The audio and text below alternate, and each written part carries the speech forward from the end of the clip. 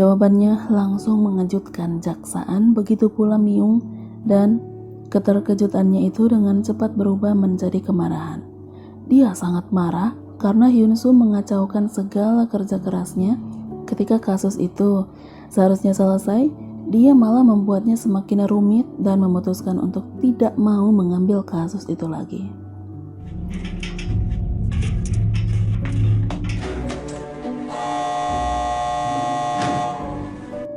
Setelah itu, Hyun-soo masuk kembali ke penjara dan seperti biasa, Pak Do-sik kembali membulinya lagi. Kali ini dia menyuruh Hyun-soo untuk membelikannya 3 bungkus rokok. Jika Hyun-soo berani menolak, maka dia akan menyayat lehernya dengan pisau kecil miliknya itu. Mau tidak mau, terpaksa Hyun-soo harus mau untuk membeli rokok itu. 그냥 좀 필요해서요. 담배한테 오는 줄 알았는데.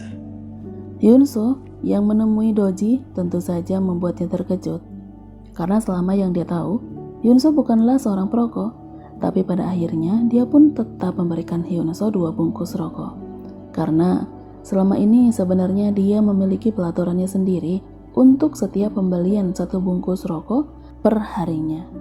Namun bukannya berterima kasih kepada Hyun-soo, Pak Do-sik malah kembali menyiksanya. Karena hanya memberikannya 2 bungkus rokok, dia tidak hanya memukulinya, tapi dia juga memasukkan sebatang rokok yang menyala ke mulutnya sambil mengancamnya untuk memberikannya 2 bungkus rokok tambahan esok hari. Lagi-lagi, Hyun-soo terlepas dari penyiksaan itu berkat teman satu selnya.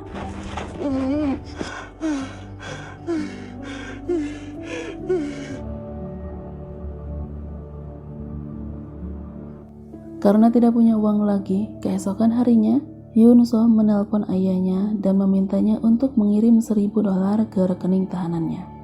Namun, sayangnya ayahnya hanya bisa mengirimkan $300 dan akan dikirim sisanya akhir pekan nanti.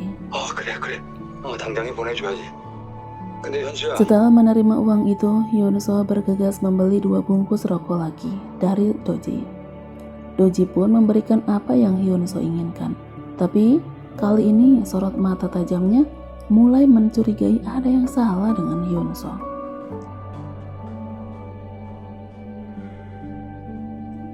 Sesaat kemudian Hyun-soo memberikan rokok itu kepada Pak Do-sik. Tapi lagi-lagi Hyun-soo mendapatkan penyiksaan yang sama, dan kali ini beralasan adalah karena Hyun-soo memberinya rokok yang salah.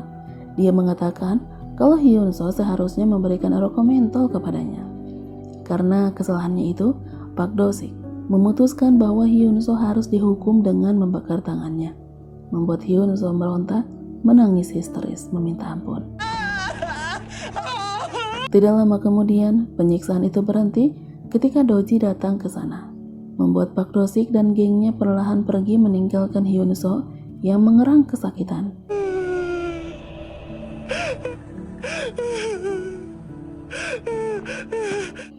Setelah itu, Doji menemani Hyun-soo ke klinik untuk merawat tangannya yang terbakar itu. Selesai mengobati Hyun-soo, Doji membawa Hyun-soo ke suatu ruangan dalam penjara itu. 따라와라. Di sana, dia melihat Pak Do-sik yang sedang disiksa oleh anak buah Doji atas perbuatannya kepada Hyun-soo. 박수주게. Doji juga meminta agar Pak Do-sik meminta maaf kepada Hyun-soo atas perbuatannya selama ini. Tapi tentunya Pak Do-sik menolak untuk melakukannya karena dia merasa masih punya harga diri, dan pria yang punya harga diri tidak seharusnya meminta maaf, katanya.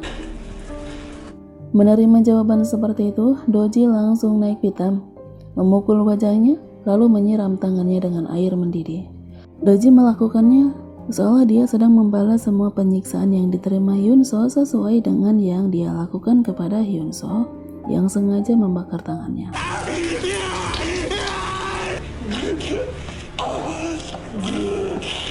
Setelah puas menghajarnya, Doji memanggil penjaga untuk memasukkan Pak Do-sik ke dalam sel isolasi.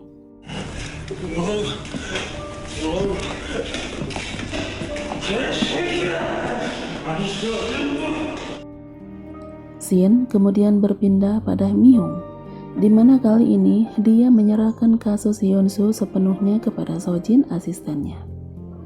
Tapi karena Sojin sadar bahwa dia masih kurang berpengalaman, dia menawarkan Jung-han untuk bekerja sama dalam kasus pembunuhan Hyun-soo ini.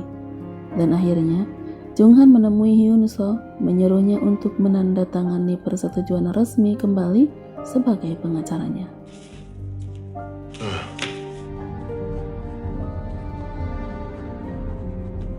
Jung-han juga menyemangati Hyun-soo untuk tetap bertahan apapun yang terjadi.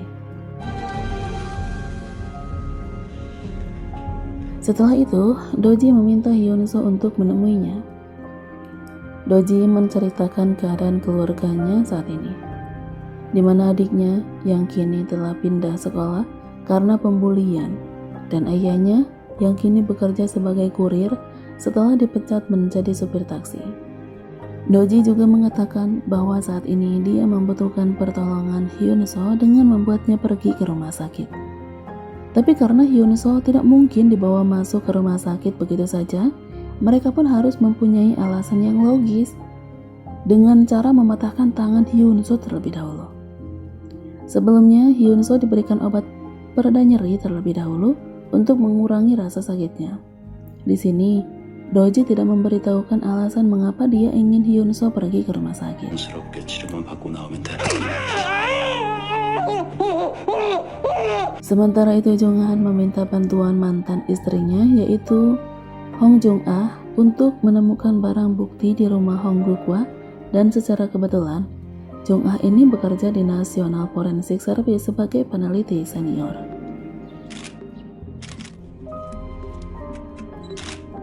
Hyun-soo berhasil masuk ke rumah sakit dan mendapatkan perawatan untuk menyembuhkan lengannya yang patah. Namun, dia tidak menyadari bahwa petugas yang merawatnya telah menanamkan narkibu di perban yang ia kenakan. Dengan kata lain, ia digunakan oleh Doji untuk menjadi kurir narkibu.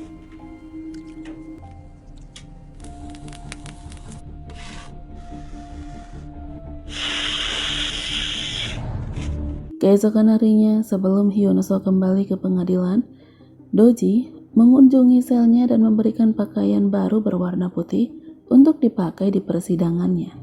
Namun, dia yang masih kecewa menolaknya dan berlalu pergi. Benar saja, sebelum masuk, Hyun-soo ditahan Jung-han untuk bertukar bajunya dengannya. Dia mewajibkan Hyun-soo untuk memakai baju berwarna putih agar terlihat seperti mahasiswa yang baik dan sopan. Berbeda dengan sebelumnya, kali ini sidang digelar dengan sistem pakai juri. Selama persidangan, kejaksaan berulang kali memprovokasinya. Bahkan, dia juga mengundang dokter otopsi untuk membuat kesaksian melawan Hyun-soo. Tapi untungnya, Jung-han berhasil menjawab semua pertanyaan sekaligus menepis semua tuduhan terhadap Hyun-soo, karena sesungguhnya jaksaan tidak memiliki bukti langsung yang menunjukkan bahwa Hyun-soo adalah pembunuhnya. 이번 사건에 대한 의견을 좀 들려주시죠. Karena Hyun-soo yang masih tidak mengaku, jaksaan kemudian menyarankan semua juri untuk pergi dan memeriksa TKP secara langsung. Hal itu dia lakukan untuk mengingatkan Hyun-soo kembali pada kenangan buruk agar ia semakin stres, gugup, dan tegang. Permintaannya pun disetujui oleh semua juri dan diizinkan oleh hakim. Jadi mereka semua pun menuju ke TKP, termasuk Hyun-soo yang sudah terlihat gelisah. Bahkan sebelum mereka pergi pun, dia sudah sangat gugup dan gelisah. Namun dia beruntung memiliki Jung-han di sampingnya. Saat menemaninya ke rumah Hong Guk-hwa, Jung-han terus berusaha menenangkannya dan meminta agar tidak bereaksi apapun saat mereka menunjukkan adegan yang akan memprovokasinya.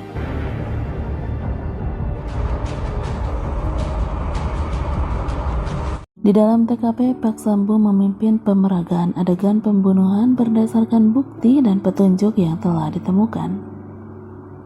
Ketika model mereka memutar ulang adegan dirancang, di sana Pak Sambu mengatakan bahwa Hyun-soo telah memaksa Hong Guk-hwa untuk tidur dengannya.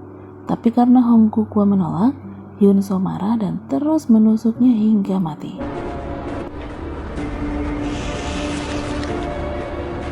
Saat mereka melakukan peragaan ulang itu, Jonghan menemukan keanehan di sana. Tetapi pada saat yang sama, Hyunso mulai membayangkan kalau dirinya lah yang telah menikam Hong Guk-hwa berulang-ulang malam itu, yang menyebabkan asmanya kambuh dan semakin kesulitan bernafas. Lalu akhirnya dia terjatuh pingsan. Melihat hal itu, Jonghan yang panik semakin panik dan geram karena para reporter sibuk mengambil gambar Hyunso yang terbaring tidak sadarkan diri. Akhirnya, sidang pun terpaksa ditunda. Di rumah sakit ketika Hyunso terbangun, di sana ternyata sudah ada Pak Sambung. Dia mendekati Hyunso, lalu dia menuduhnya kalau Hyunso hanya berpura-pura pingsan dan bersembunyi di balik wajah polos lugunya untuk menghindari reka adegan itu. Dia mengatakan itu tepat di depan wajah Hyunso. Mendengar hal itu, Hyunso hanya terdiam saja. Saat keesokan harinya, sidang dilanjutkan. Karena dalam keadaan sakit, Jonghan tidak bisa menjadi pengacara utama dan berdiri di depan hakim, jadi dia meminta Sojin untuk menggantikannya. Sementara, dia sendiri akan tetap mengawasi prosesnya.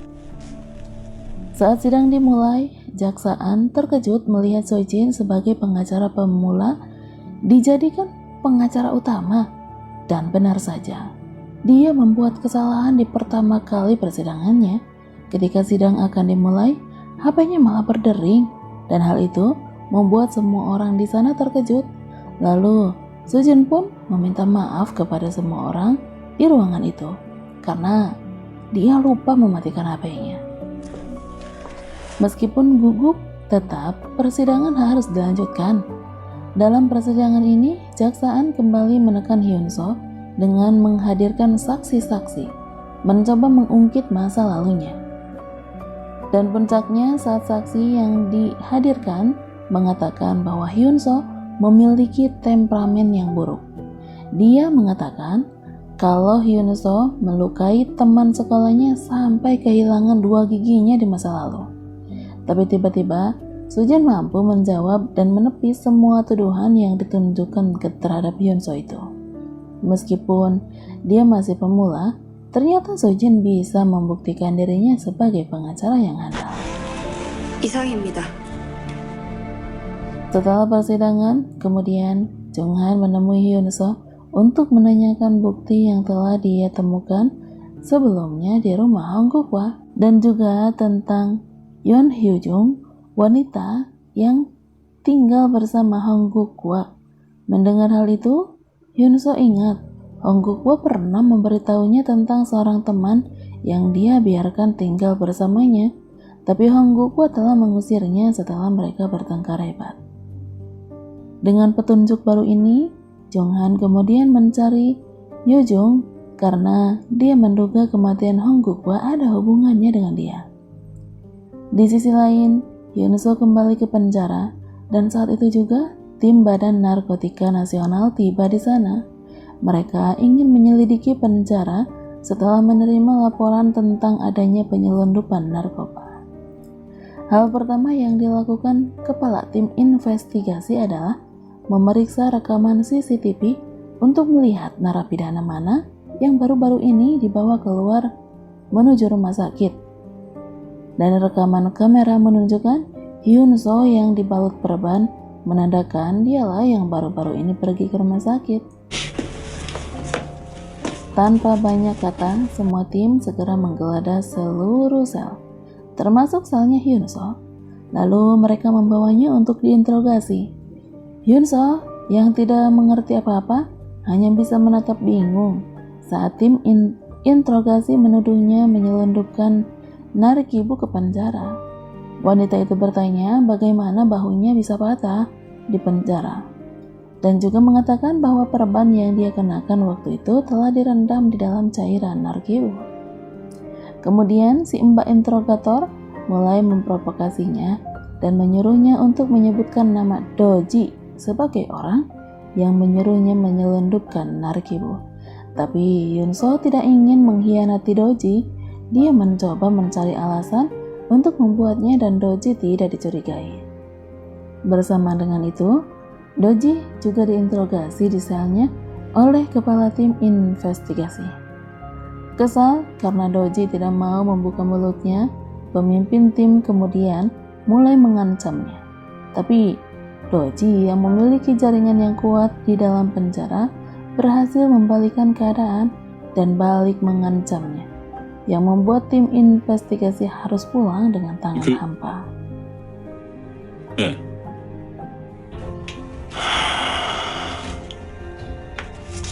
Setelah tim BNN pergi, Doji memanggil Hyun-soo ke selnya. Di sana dia memuji Hyun-soo karena tidak mengkhianatinya, dan untuk itu Hyun-soo pantas untuk diberikan hadiah. Kemudian Doji memberikan Hyun-soo ponsel. Dia segera menggunakan ponsel itu untuk menelpon ayahnya. Selain itu, Doji juga membantu mengembalikan mobil taksi ayah Hyun-soo yang sebelumnya disita oleh polisi. Sementara itu Jung-han yang telah berhasil menemukan Yoo-jung terus berusaha menggali informasi darinya tentang siapa yang benar-benar telah membunuh Hong Guk-hwa. Dan akhirnya, kegigihan Jung-han membuahkan hasil. Dia berhasil mendapatkan petunjuk darinya tentang dua orang lain yang patut dicurigai sebagai pembunuh Hong Guk-hwa. Yang pertama adalah Park Um-jung, mantan pacar Yoo-jung yang sering memberikan narkibu kepada Hong Guk-hwa. Tersangka kedua adalah Lee Chul-ho, seorang kurir yang sering bekerja di lingkungan Hong Guk-hwa. Terlebih lagi berdasarkan rekaman CCTV yang ditemui Jung-han, ternyata dia diam-diam mengikuti Hong Guk-hwa di malam pembunuhan itu. Beberapa hari kemudian, sidang Hyun-soo kembali digelar. Seperti biasa, jaksaan mendesaknya lagi untuk membuatnya mengaku. Namun rupanya kali ini dia telah mencapai titik kemarahannya. Hyun-soo berteriak dan menyangkal semua tuduhan terhadapnya. Namun hal itu tidak lantas membuat jaksaan menyerah. Dia kembali memprovokasi Hyun-soo. Jika dia tidak mau mengaku, maka dia harus bersaksi atas kematian Hong Guk-hwa. Meski Sojin sudah mencegahnya, tetap Hyun-soo setuju untuk melakukannya. Namun sayangnya, kesaksian Hyun-soo itu hanya memperburuk keadaan. Setiap kali dia membuat pernyataan, jaksaan selalu memojokkannya dan kembali menyuruhnya untuk mengaku bahwa dia adalah pembunuh Hong Guk-hwa. 걱정이 더 앞섰던 거네요. 모르겠어요, 저도. Bersama dengan itu di tempat lain, Jung-han menemui Lee Chul-ho, pria yang dia curigai membunuh Hong Guk-hwa. Lee Chul-ho yang terpancing emosi karena Jung-han terus menuduh dan mencurigainya sebagai pembunuh, kemudian mengambil kapak dan melemparkannya ke arah Jung-han. Jika bukan karena refleksnya yang cepat, Jung-han mungkin saja sudah mati karena kapak itu. Melihat hal itu, dengan kecurigaannya, Jung-han semakin yakin bahwa Chul-ho adalah pembunuh Hong Guk-hwa.